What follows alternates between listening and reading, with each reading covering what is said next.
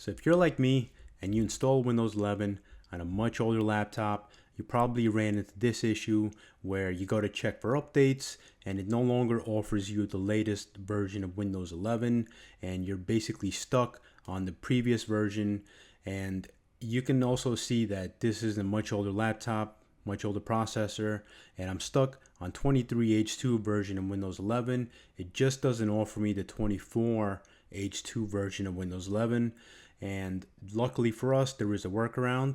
And if we go to the registry, you can see that there's a key being set that actually prevent the latest version of Windows 11 from being offered in Windows updates.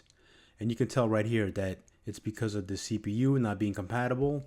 So luckily for us, there's a workaround, and there's a bunch of commands that we can run to delete these keys. We're going to create a couple of new ones with new values that allow us to bypass the hardware restrictions.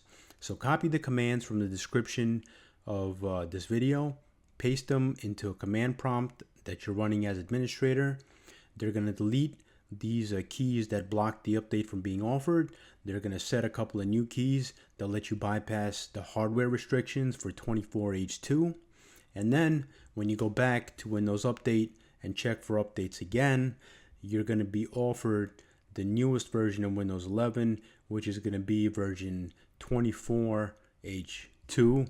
Now it should become available for download, and then you can proceed to perform a regular update, keep all your apps, keep all your settings. Everything will basically remain the same, and this is just going to be a normal in-place upgrade where you're not going to lose anything, and then you can continue getting updates in the future as well. So hopefully this helped you out, and this allowed you to download the latest version of Windows 11. I hope it helped, and if you stuck around this late in the video, definitely appreciate you watching. Leave a like if you could, and I'll check you out in the next one.